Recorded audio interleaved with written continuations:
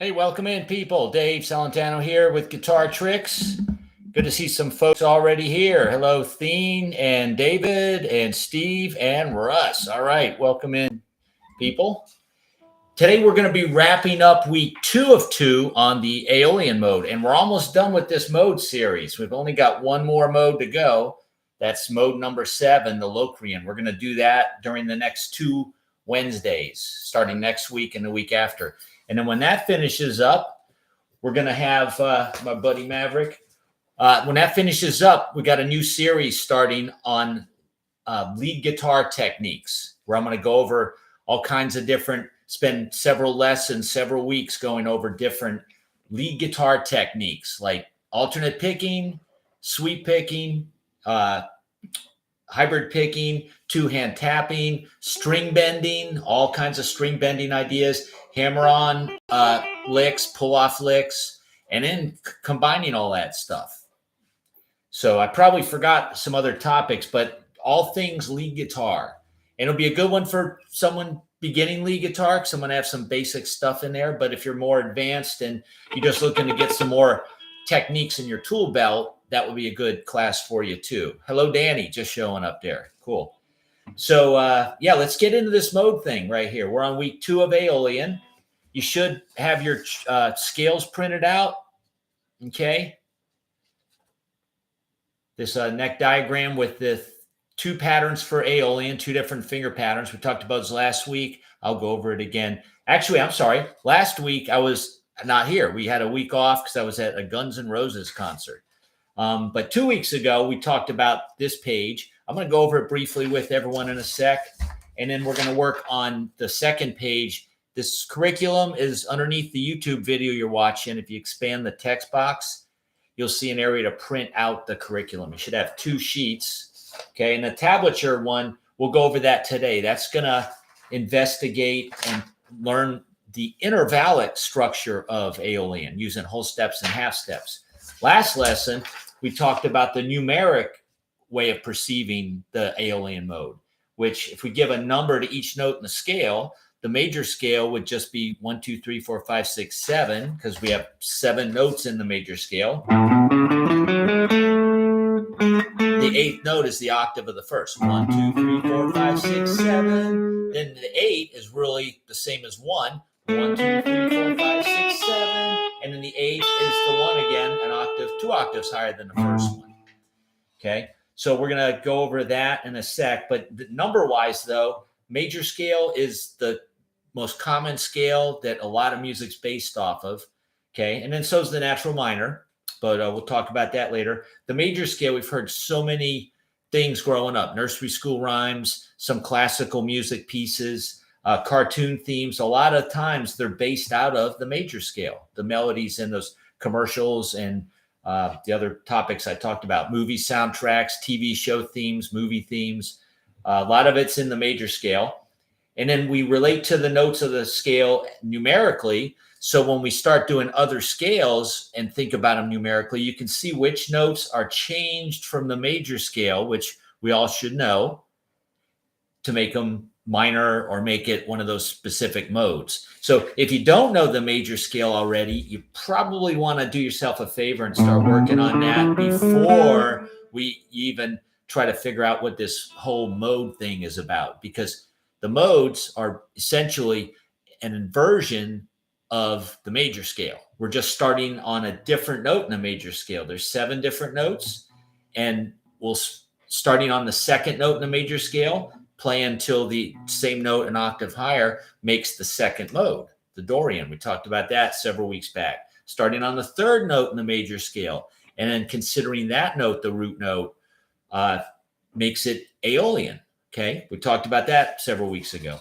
So let's talk about the Aeolian here for a sec. What makes Aeolian Aeolian? Hey, hello, King 50. Good to see you here from Northern Nevada. And Jeffrey's here. Hello, hello. And a bang saying, is it October now? It certainly is. We're about more than halfway through October. Getting towards the Halloween time, right?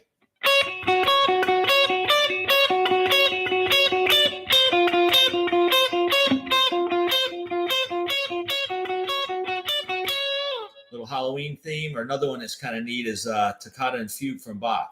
Maybe towards Halloween, I'll go over that one.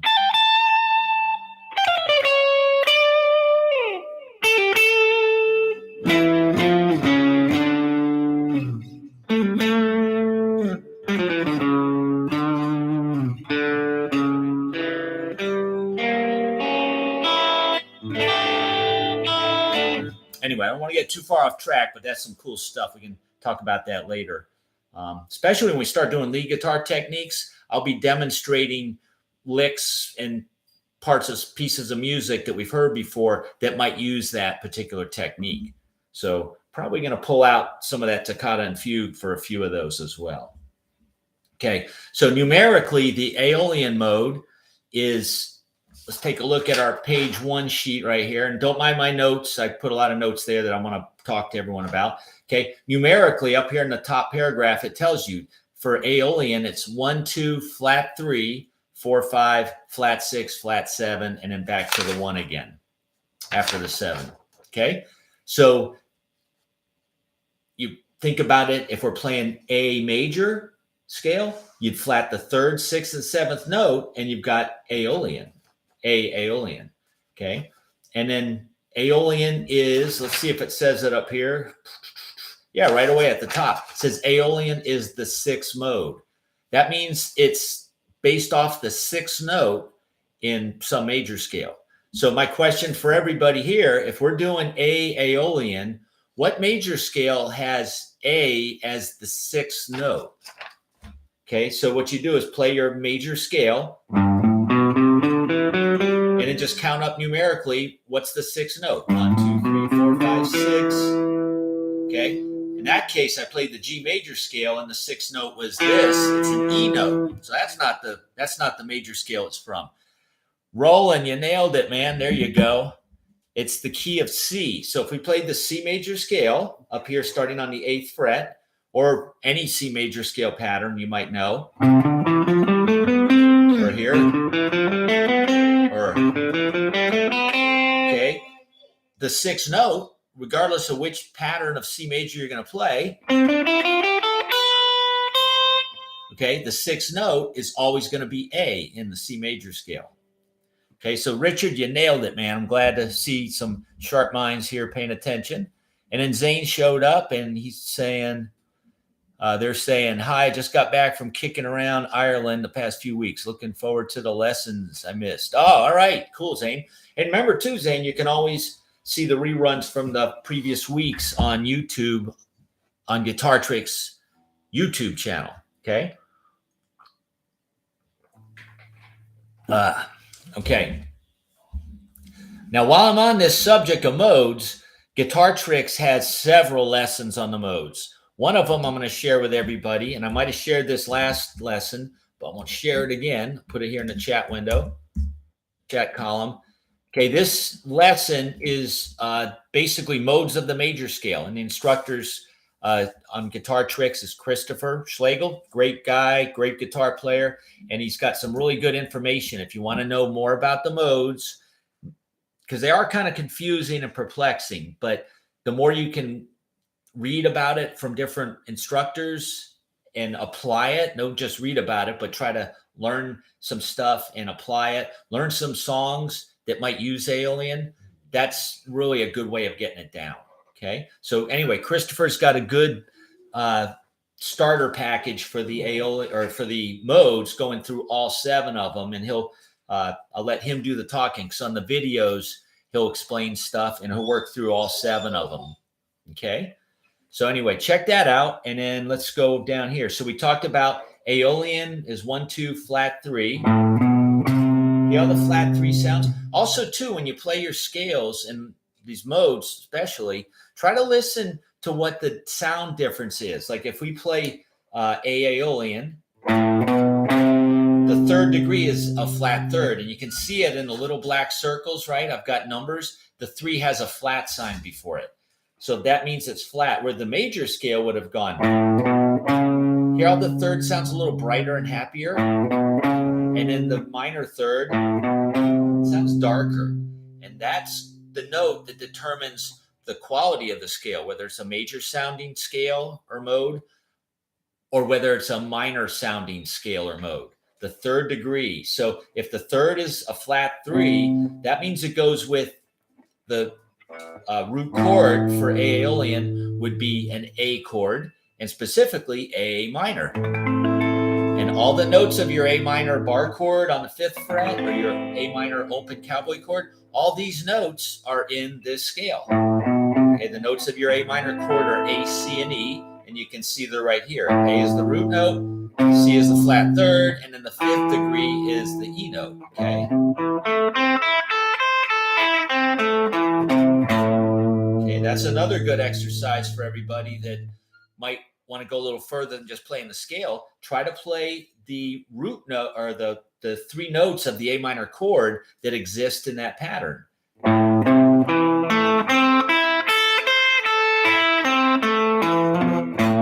Okay, kind of like that.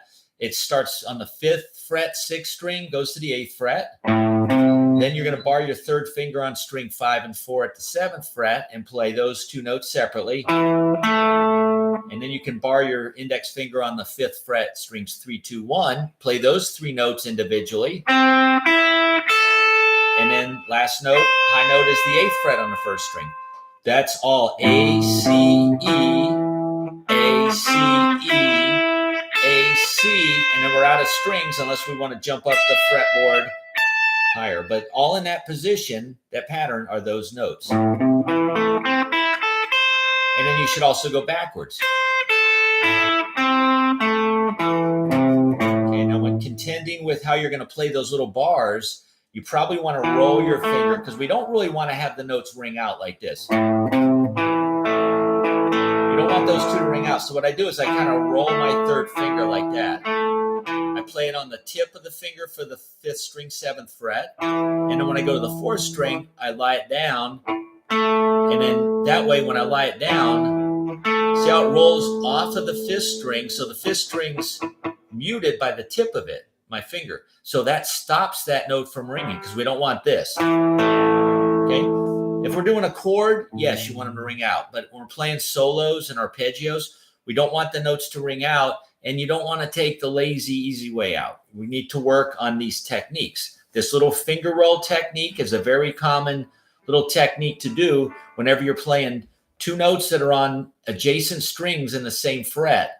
Okay, like if we're playing Black Dog, Led Zeppelin.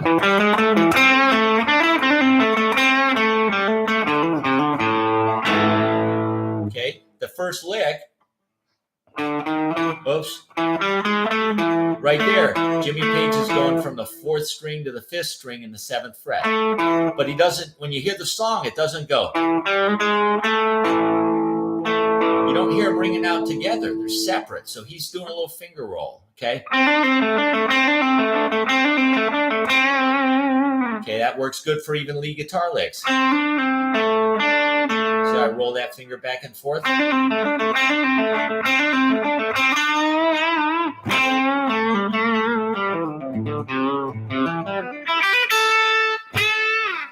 Okay, so consider that little finger roll. And then when we get to the 3rd, 2nd, and 1st string barred in the 5th fret, that's going to be a 3-string bar with your index. And again, rather than letting the finger just sit there lazily and go, okay, if we're playing a chord, yes, or playing a, maybe your song goes, of course you want to let the notes ring out, but when we're playing solos or playing strict arpeggios, that stuff, you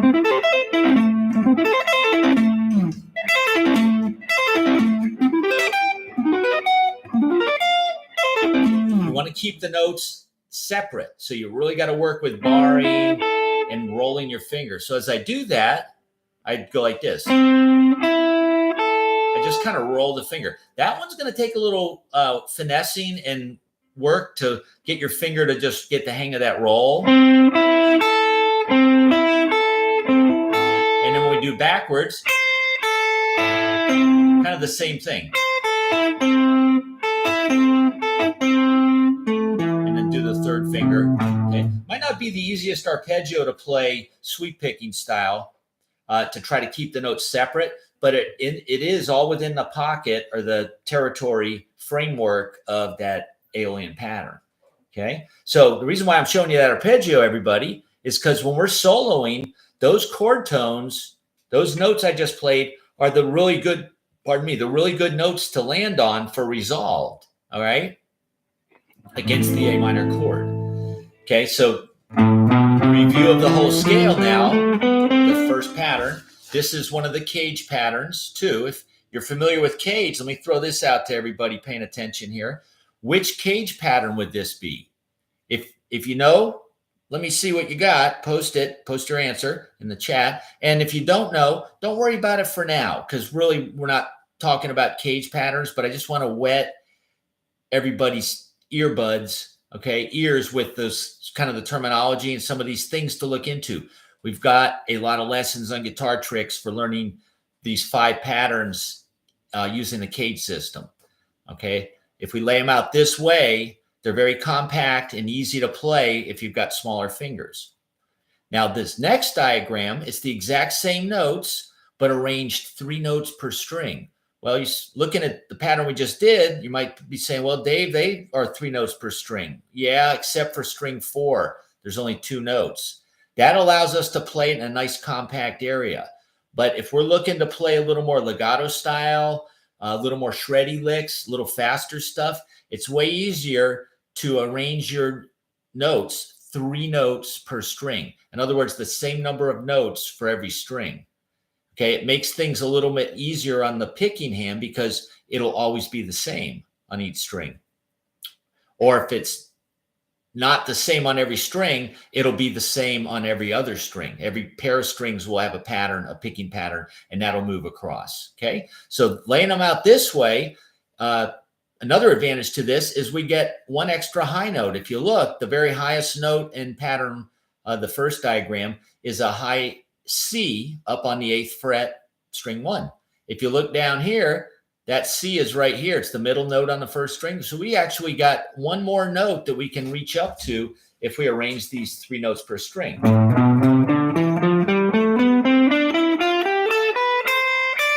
can play that 1 extra note.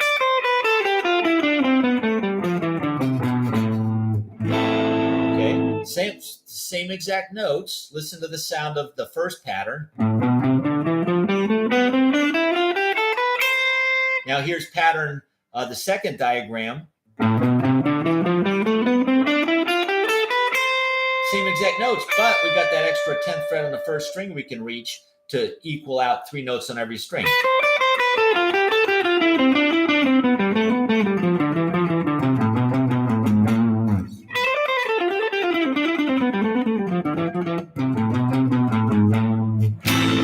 I always like to play when I do that.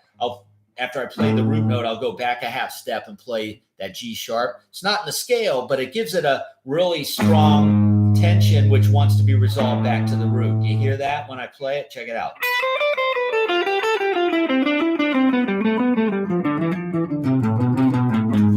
See, when I play that G sharp note, what do you all want to hear? You want to hear the A minor chord or the A note. Hey, hello, Second Chance Band from Connecticut, checking in. Good to see ya. We're just doing our week 2 of the mode Aeolian, the Aeolian mode. Okay, so that finger picking pattern, or the finger pattern, I would do 1 finger per fret, index, ring, and mid or pinky. But then when we get to the wider stretches, probably want to use index, middle finger, and pinky, fingers 1, 2, 4. Now, that's the more common fingering when you have 3 notes on a string that are a whole step apart on each one. Some guitar players, though, play fingers 1, 3, 4. And honestly, sometimes I do that too, depending on the lick I'm doing. But most of the time, probably 95% of the time, I do fingers 1, 2, 4. Okay, so that would be something to consider. And also, too, if you look inside the black dots and the red dots, I have them green on my diagram, but red on yours, the reds of the root, all the black dots have the exact same numbers as we got up in the first diagram. They're just, some of them are just written on a different string, but it's the same note. And everybody here by now, if you've been playing a while, you realize, you know that, hey, there's a G note, for instance, on the open third string, but I could also play it on the fourth string, fifth fret. Or I could play it on the fifth string, 10th fret. Or I could play it on the sixth string, 15th fret. Okay? So that's an advantage to guitar playing, but it's also a disadvantage. The advantage to having multiple spots to play the same notes is that you can come up with all kinds of different fingerings for the same exact notes. The disadvantage, though, is just what I said, because it gives you a ton of options, fingering options. Which one do you go with? So when you're just starting out, listen to your instructors, listen to your teachers, your senseis, and take their advice for starting out, okay? And then just do that. But let me check out the comment. I see David just posted something. He says, how would you complete the arpeggio with the 3-note per string scale? It gets a little awkward. Wish I had learned that pattern a long time ago, though. Yeah, David, cool. And you notice, Dave, if you've seen all my mode series so far, we've done 6.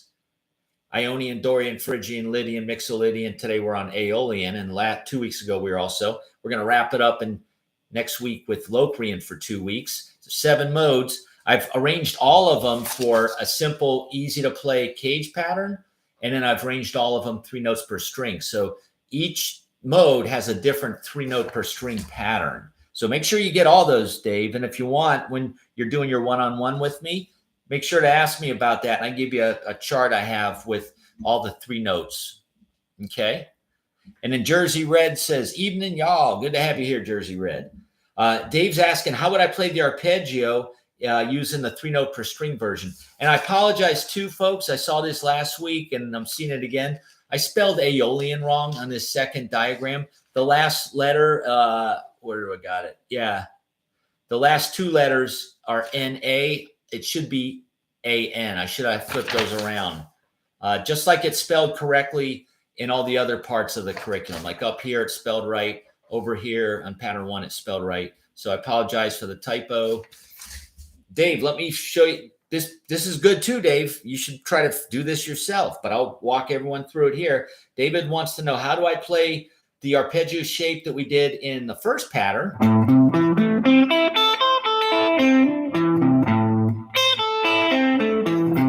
Okay, how do I play that inside of the next one?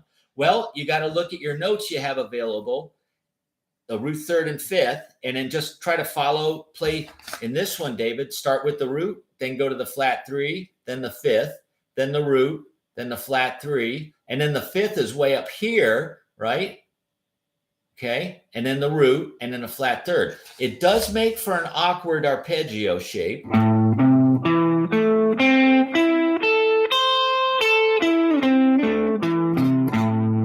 Typically up here, you might not want to use fingers 3, 4, and 2, because that's kind of wanky. All right. I would immediately jump up to this shape. It looks like a D minor chord up on the upper part of that pattern.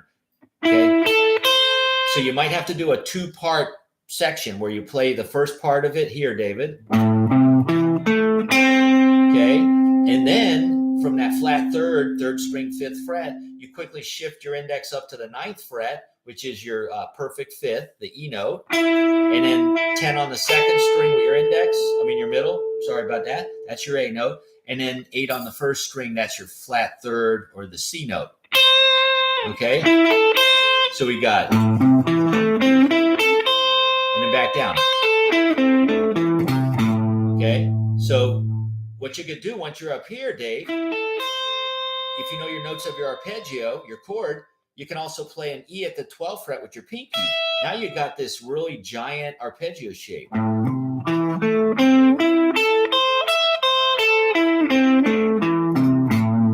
Okay? It's like kind of doing the upper part of this A minor arpeggio, David, which is very common.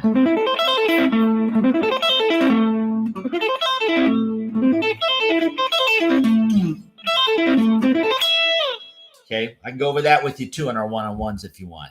But there you go, Dave. Hope that answers it. And then Russ saying, all right. Oh, cool. Russ saying Jersey Red. Welcome back from Mike O's lessons. I believe you're talking about Michael Leckie, another guitar instructor on Guitar Tricks.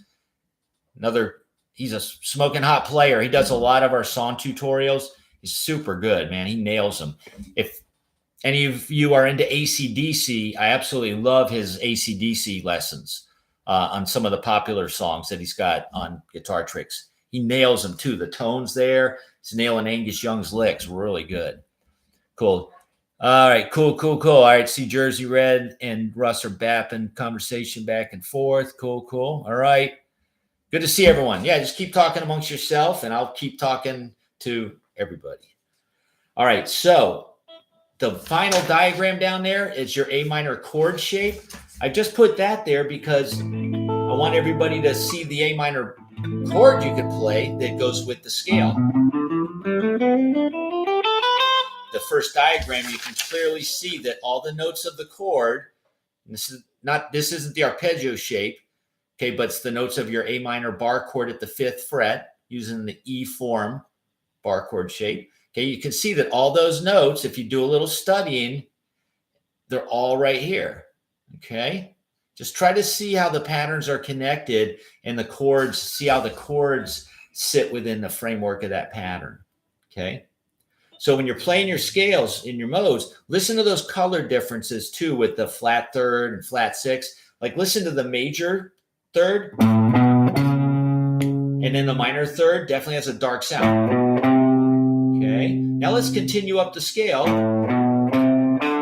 So far, the only notes that have not changed in any of the 6 modes we've studied so far are the root, the 4th, and the 5th. Those 3 notes have been the same 3 notes all along for everything. It's always been a root, a perfect 4th, and a perfect 5th. Okay. The other notes, though, the other 4 notes are the ones that will be adjusted: the 3rd, the 6th, the 7th, and the 2. Oh, you know what? Yeah, you're right. Or we're right. So far, the 1, 4, 5 has not changed. The root, the perfect 4th, the perfect 5th. Locrian will change one of those notes, though. We'll talk about that next week. Okay. So right here, you got your flat 3rd. Play the rest of the scale. There's your major 6. But if we flat it, ooh, that sounds dark too. You got a dark minor 3rd. You got a dark minor 6. And then you got your flat 7, which sounds dark too. You see your major 7 would be that. That's a major 7 in there. Has a dark sound. Okay, so just listen to the sound difference too when you play your scales. Don't just get the patterns down, not paying attention. Try to use our ears and listen to the colors that those different notes project and add while you're playing over the backing track. Okay, what backing track? Well, try to find one that's a stationary chord, just A minor, and you can just play the scale over it all day long and just listen how each note sounds as you play over it. But a 1-chord backing track's not realistic. Most songs that have solos tend to play over a few chords back and forth, not just 1 chord. Although some songs do stay on 1 chord. But let's try a few modal rhythms for a sec here. Okay, the one I've got up top, diagrammed right here, it goes A minor, and you can play any A minor you want. We'll do them in the open position. Then we go to F major. Then we go to D minor. And we go to E major. Okay, now technically that last chord has a G sharp in it. So it doesn't really, that G sharp note's not in the scale. But that chord progression is very common one to play this scale over. Now, if we just give it a little rhythm part, maybe a down, down, up, kind of rhythm, check it out.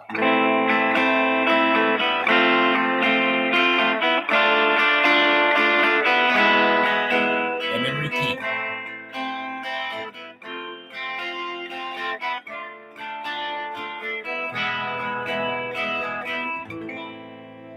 Okay. Another common one that is 100% Aeolian without having that G sharp.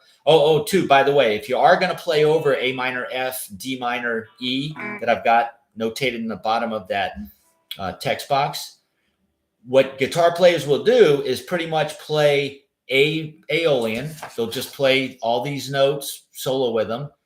Okay. But then when it gets to the E, they're going to change all the G notes to G sharp. Hear that? So the G is a flat 7. What we want to do is play a major 7. So if you take all the flat 7s, raise those 1 fret, that becomes a harmonic minor. It's not one of the modes, the 7 modes from the major scale, but it is another type of scale. We can talk about that at another date. But let me just show you so you got another little idea you can tool around with. Okay, so if you sharp the flat 7, make it a major 7, okay? Then play the rest of the notes up to the next flat 7. There's your flat 7. I'll make it a major 7, and then the rest of the scale.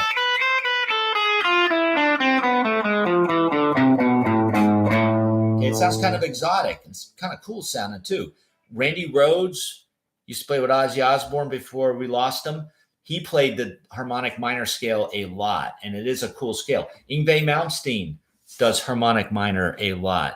A lot of Spanish guitar players do that a lot.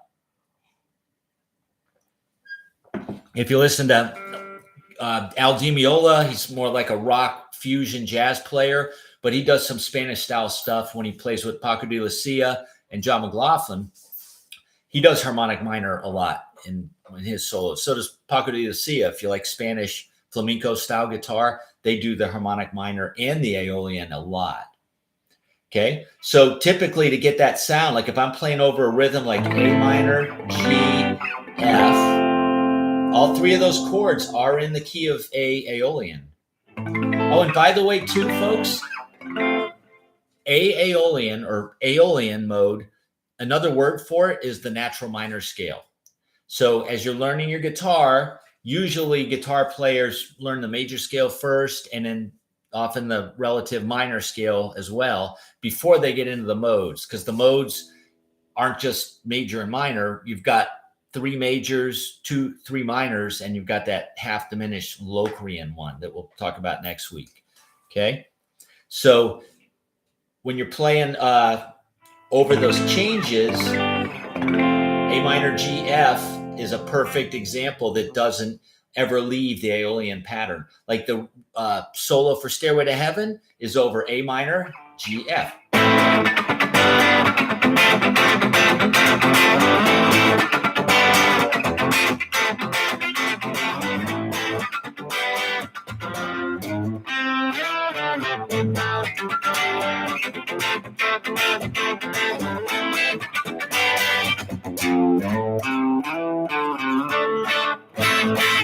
Yeah. There we go. Something like that. So even that little riff Jimmy plays in there that you can kind of hear if you listen carefully at the end of the song after the solo, the rhythm still plays A minor, G, F, G. But when it gets down to the F, after a few times the A minor, G, F, G, you hear in the background, you hear another guitar go.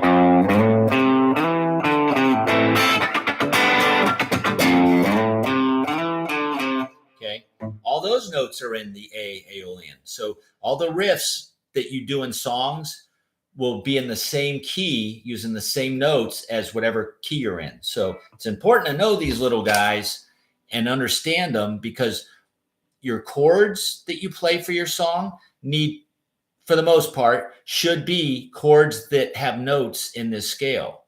Any riffs that you come up with should be notes in this scale. All right. Regardless of which one you do, it doesn't matter because they're all the same notes. Even if you're playing, there's other patterns for these as you move up the fretboard. It's the same notes. It just takes on different geometric patterns, different shapes. Okay.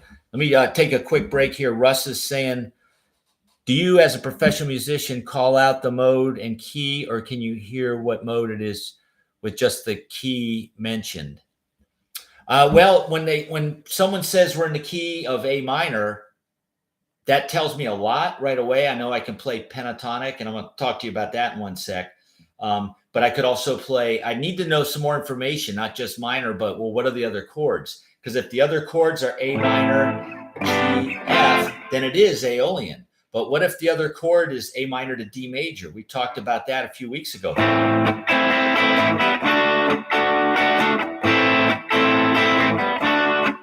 Or if you do it 2 beats on each chord, it sounds a little like Santana.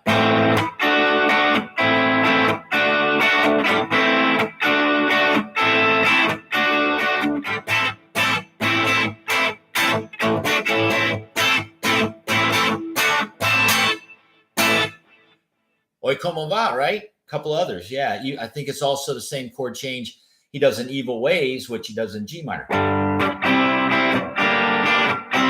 Okay, so once I hear not just the first chord or the key is A minor, but once I know what the other chords are, I do process of elimination, figure out which mode has those notes of those 2 chords. That would be the Dorian. So the Dorian and the Aeolian, Russ, are very similar. All right. But what's the difference? There's only 1 note difference. So do you know what that is, Russ? Between Aeolian, Dorian.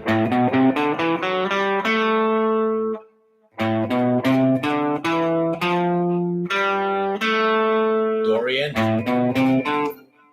Richard's got it. All right. He beat you, Russ. The flat 6. So Aeolian has a flat 6. 1, 2, flat 3, 4, 5, flat 6. But Dorian has a major 6. 1, 2, flat 3, 4, 5, major 6. Here it's a little brighter. That major 6 note is the F sharp. That's one of the notes in the D major chord. So if I was playing Aeolian over this rhythm, every time I hit, see how the F sharp sounds? I'll just tap it up here so you can hear it. If I was playing Aeolian with the F, and then when I would play the F note over the D chord, this is the sound you would hear. That sounds kind of sour to my ears, okay? So as we're playing, people, we want to listen to what we're playing, not just play the pattern and think that any note's going to sound good, because you got to be careful. Okay, hear the difference there? So that's what I think, Russ, when someone says what key we're in. Or if someone tells me what the chords are, obviously the first chord is usually the key we're in. And then I just look for what scale or what mode has notes from all those chords.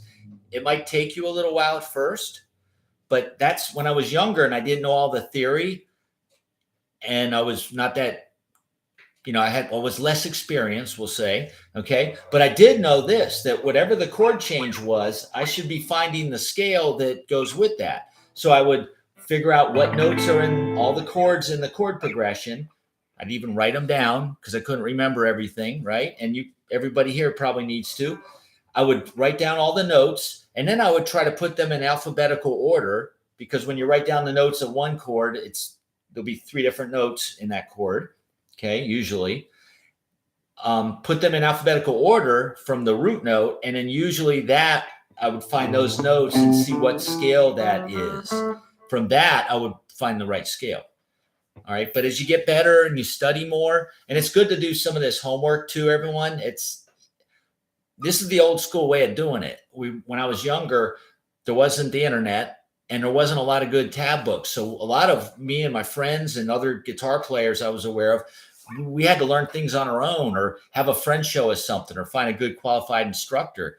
But usually it's like we need to do the work instead of having all spoon fed to us. Here you go, tablature, and you don't have to think about it. So I encourage everybody to do a little homework instead of just having someone show you what the pattern is. Try to figure out some of this stuff on your own. Okay. Cool, Russ. You're very welcome, buddy. Cool. And I'm talking to everyone else too, Russ, not just you there, sir. All right. Good. So let me see Dave's comment real quick before we move on. He's saying before shred in the 80s, did you find many rock players using the 3-note per string patterns? Did Page ever use it? I don't think Jimmy ever did, although he did 3 notes per string on some of his licks, like some of those licks he does in Heartbreaker. Those are 3 notes on the first string. But playing a whole bunch of 3 notes going down or up, he's not that kind of player. A lot of the older school kind of blues classic rock players didn't really do the 3-note per string, but definitely Eddie Van Halen was doing that a lot. and Randy Rhoads was doing that a lot too. And what year did that first Ozzy album come out? Because when that came out, Randy was already a fantastic player, and he used to teach at his mom's music school. I think it was called Musonium in Hollywood, California. And I spent my many years, over 30 years of my life, living in Los Angeles area of California.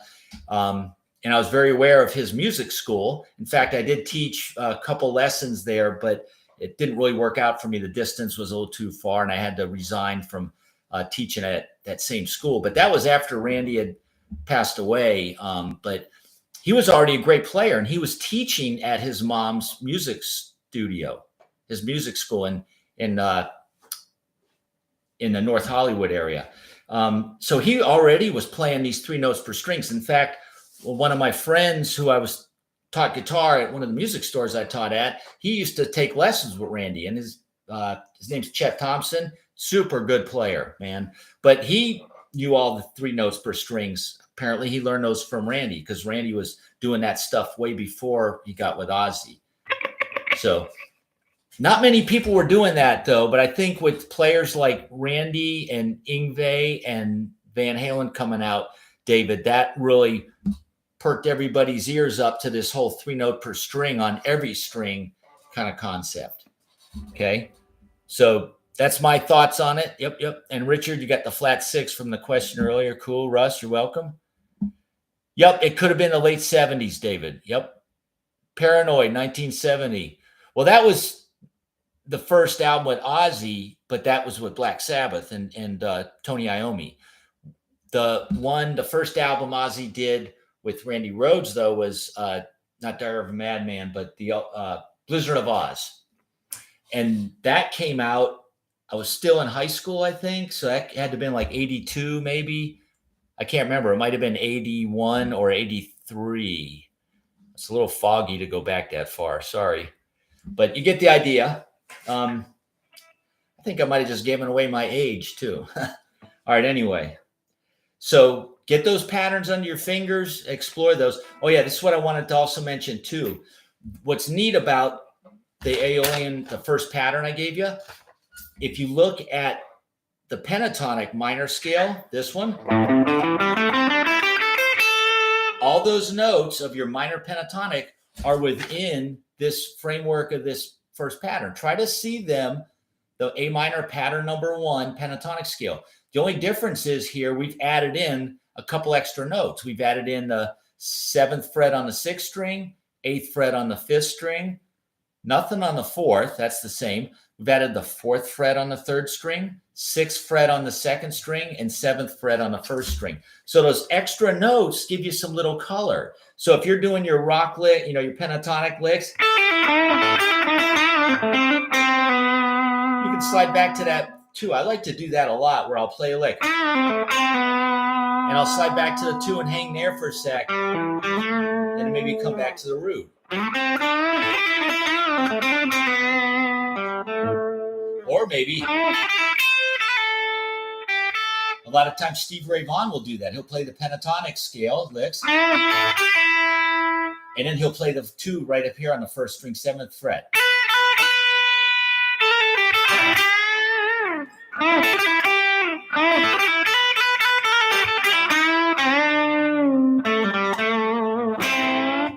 Kind of stuff like that. So it's really tasty to add in some of those extra notes. If you're playing a minor blues, see,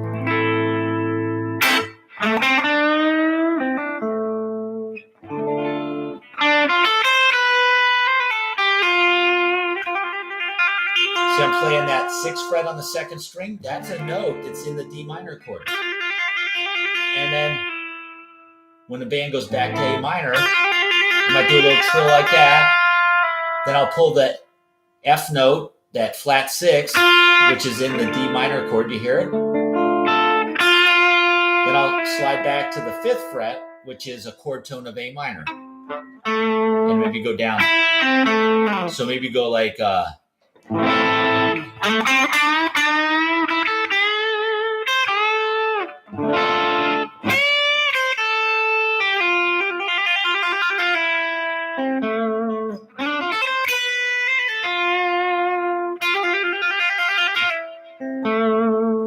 just exploring some of those other notes that are not in the pentatonic scale, but that make it sound Aeolian. It gives you some other nice colors, some other notes that you can use in your tool belt. Okay, let me read what Russ is saying. I like when you point out the subtleties within the scales. Cool, Russ. Yeah, man.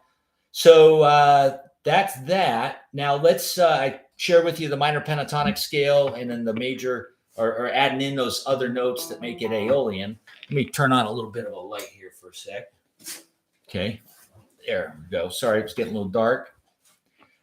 Let's flip over. We got a little bit of time left here. Let's study what the heck's going on page 2, the tablature one. So another way of thinking of your modes and scales and thinking about any theory in guitar, numerically, number-wise, is super good way to do it.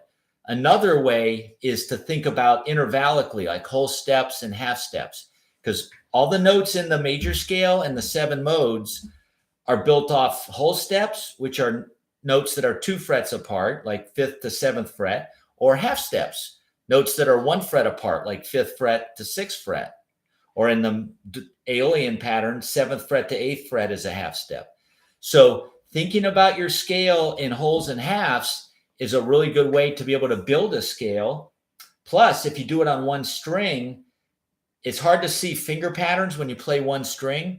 But if you know your whole steps and half steps, you can do it all with 1 finger. So if I remember, if we were doing the major scale, it goes whole, whole, half, whole, whole, whole, half. So it's 2 wholes and a half, 3 wholes and a half, like this. So first to second is a whole, second to third is a whole, third to fourth is a half, fourth to fifth is a whole, fifth to sixth is a whole, sixth to 7 is a whole, 7 to 1 is a half. Sounds like the major scale. Starting with the A would be the A major scale. Backwards. Okay. Now, actually, let me do this because I changed keys for this page. I put it up in the key of B, Aeolian, because I want to use the open B string as a drone underneath what we're playing on the first string. So it's going to sound like a sitar or kind of exotic music, like kind of Indian music, sort of. Sounds like a sitar. You'll get the idea. So if I do the B major scale, starting from 7 on the first string, do whole step, whole step, whole step, whole, half, whole, whole, whole, half. And then backwards would be half, whole, whole, whole, half, whole, whole. Let's do it one more time. Okay, now if I add the B string in there, I'm doing the major scale because I want you to hear that sound, get that in your ears, and then we're going to do the B Aeolian, and we're going to hear those subtle differences with those flatted 3rd, 6th, and 7th, okay? Now let's add the B string, and you can hear how the notes that I'm changing sound over the B string root.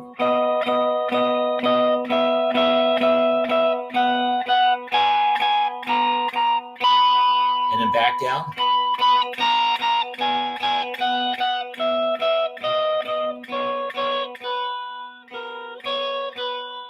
Okay.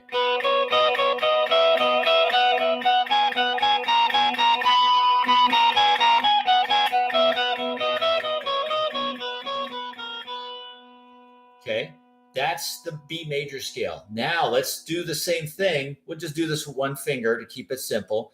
And it's not about speed. We're just trying to listen to the sound of the notes, how they're affected with the B string as a drone. Because the B, consider that your root, like you're playing over a B minor chord.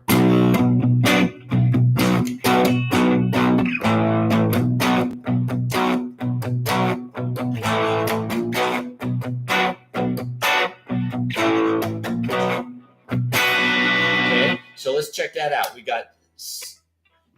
Well, let me talk to you about this first. So the Aeolian, if you look, I put a W and H's over, between, and above every set of notes. So your first note to your second note would be a whole step, then a half step, then a whole step, half step, whole step, whole step.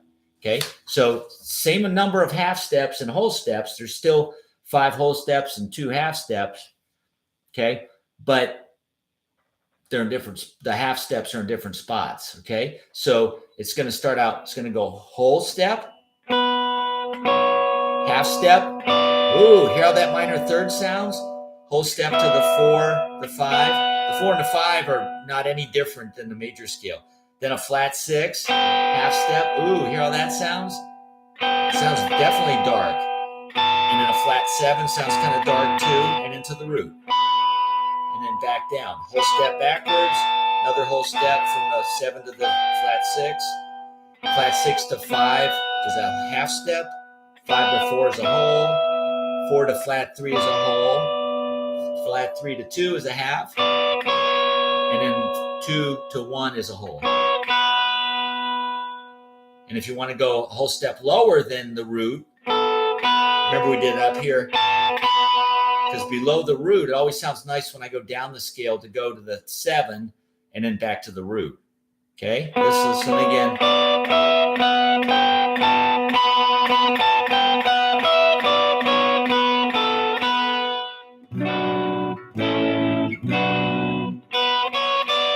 Okay, let me read what King 50 is saying.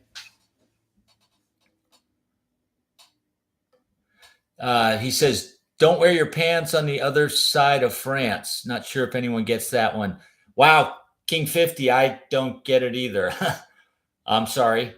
I don't know if that's an mnemonic device for remembering something or if it's a joke. It sounds kind of like a funny joke, sort of. But please explain if it's clean. We don't want dirty jokes on this, but if it's clean, then please explain or define what that is. Okay, so let's try. Remember when you first learned your pentatonic scale? And if you didn't do this, you need to do this, because I have some students that have said, yeah, I know my pentatonic scales up and down the fretboard, but that's all they can do. They don't know how to solo with them. All right. I know pattern 1, Dave.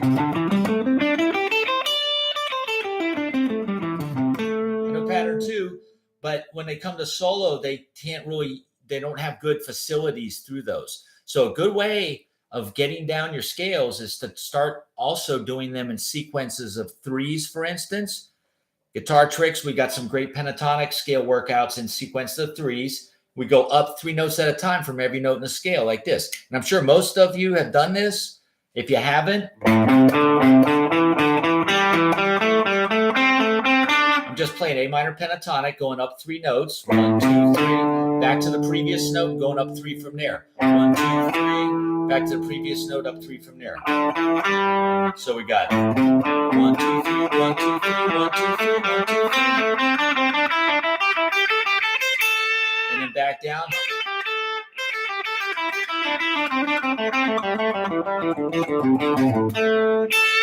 Okay. If you don't know that, you should. Christopher Schlegel, the same instructor who's doing the cool mode tutorial that I put up there in the chat window, he does some good lessons on pentatonic scale exercises. I think he does them also in major pentatonic, but I usually have my students do the minor ones because most of the songs we do are in minor keys. So there you go. What we're going to do is do the bottom 2 diagrams here, everybody, in tablature, is taking the Aeolian pattern that we did. We started going up the fretboard on the top. Second line is descending. The third and fourth line is doing that same 1 note per, or one string Aeolian, but in groups of 3s. We're going to go up 3 notes, back to the previous note, start there and go up 3 notes. Okay. Let me read these comments here. King 50 saying that is a little song when I was a kid in the 50s. All right, cool, King 50. Yeah, I'm unfamiliar with that. I wasn't around in the 50s and it just wasn't on my radar. So, but cool. All right. And Richard's saying to select the mode, you first look at the third. What is the next step? The 7th?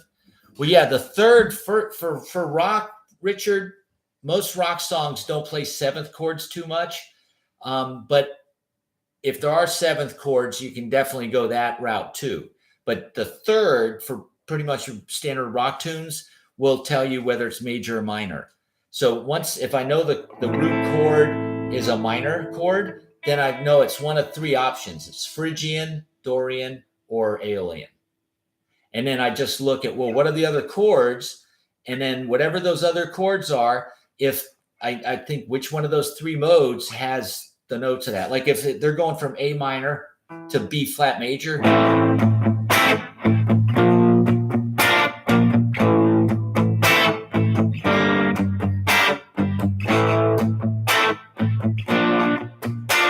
that right there, well, it's A minor. We know it's some A minor scale. But then the second chord is your B flat major or B flat power chord. Well, which one of those modes has a B flat, or in other words, a flat 2? Because the second degree in all the scales should be a whole step. It should be, if we're doing the key of A, it should be A to B. But if this rhythm guitar part plays A to B flat, that's pretty dark. There's only one mode so far that has that in it. It's the Phrygian.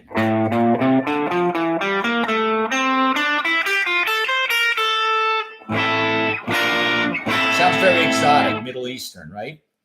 If the chords are A minor, G, F, process of elimination, I know it's the Aeolian. We just talked about that earlier. If the chord is A minor, D major, well, the D major sounds really bright, and it has that F sharp in there. The Phrygian has a F, the flat 6.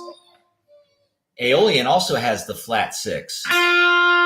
Dorian's the only minor with a major 6. It's kind of a bright sounding minor scale. But that's kind of what I do there, Richard, if that helps you. If there are seventh chords in the mix, then I throw that in too. Because do you know which? Let me ask you this, Rich. If someone else knows it too, go ahead and pipe in. But when you're playing the seventh chords, there's major 7s, minor 7s, and dominant 7. And then there's also minor 7 flat 5. Do you know what the difference is of those 4 different type of seventh chords? Because if we start building our chords from the major scale using the seventh also, 1, 3, 5, 7, you're going to end up with 4 different types: major 7s, minor 7s, dominant 7, and minor 7 flat 5. If we're only doing triads, a 1, 3, 5, you're going to have 3 majors, you're going to have 3 minors, and then 1 diminished triad.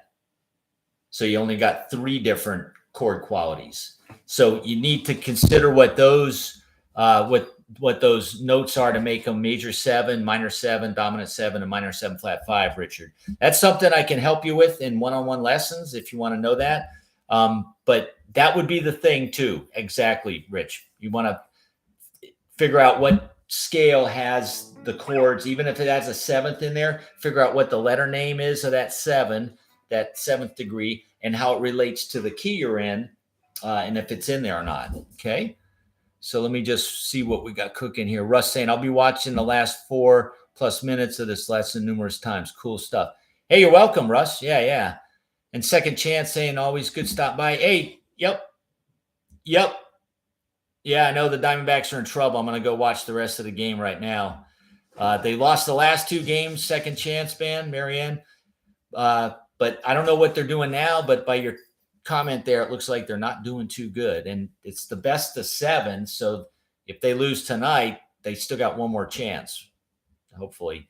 We're rooting for them. But anyway, yeah, have a good night, Second Chance, and we'll see you next week if you want to stop by.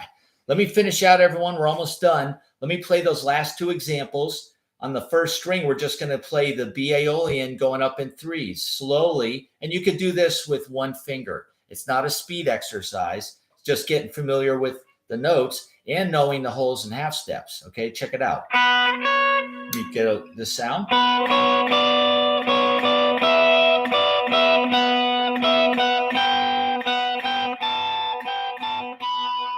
Sounds. Try backwards. 1, 2, 3, 1, 2, 3, 1, 2, 3, 1, 2, 3, 1, 2, 3, 1, 2, 3.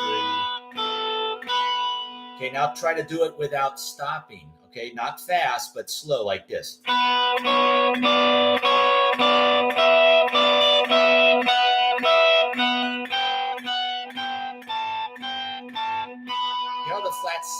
flat six and flat third are real distinct. They stand out. The flat seven stands out to me too, but it doesn't sound as minor as the other two. Now,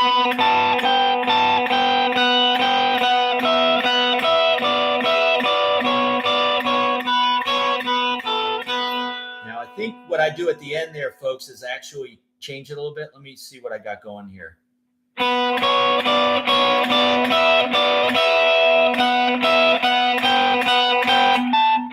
Yeah, at the end, I skip the last three. I do 14, 15, 17, and then just right to the 19. So I go, oopsie.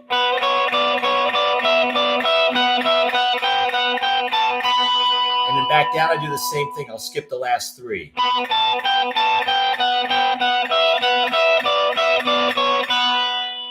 Okay, just get familiar with them, and then you can make up little licks.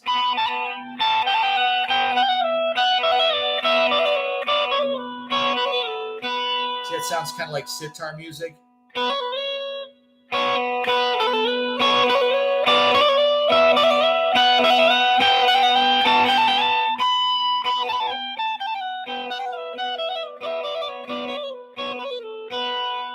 just putt around with it, explore that option. It sounds kind of cool to just limit yourself to one string and play a solo. Makes you think about your intervallic patterns a little bit more and come up with different licks. You know, a guitar player that likes doing these kind of things is Steve Vai. He'll say during his practices to himself, he'll say, I'm only going to play on one string, or I'm only going to do all downstrokes, or I'm only going to play on these two strings, or I'm only going to play in this one area on the fretboard over different chords. So I have to keep changing keys, but not switch positions to the new scale or the new key, but try to find the new key in the same position. Okay. Doing things like this, people, that are out of the box, they're not in your normal comfy zone. This is how you're going to lift yourself up to becoming a better player. All right. Try to work on some challenging things. Okay. Good stuff. Good comments, everyone. I'm going to let you run. We'll see you next Thursday. Jim, appreciate it. Steve, Richard, Danny, David, you're welcome. And Second Chance Band. Coolness. All right, everyone have a good night. Keep practicing. Next week, the next 2 weeks, we're going to do Locrian, and then we'll be wrapped up. And then I'm going to start a new series immediately after that on lead guitar soloing techniques. So we're going to go kind of deep with that one too. I've got a lot of stuff for that everyone will dig. And it'll be good for beginners too. If you're just kind of starting out playing lead guitar, these will be things you want to know about and learn, as well as more advanced players or more experienced players. There'll be stuff in there for you too. So there you go. All right, King 50, we'll see you and everyone else next week. Peace, keep practicing, keep those fingers flying. Okay, bye-bye.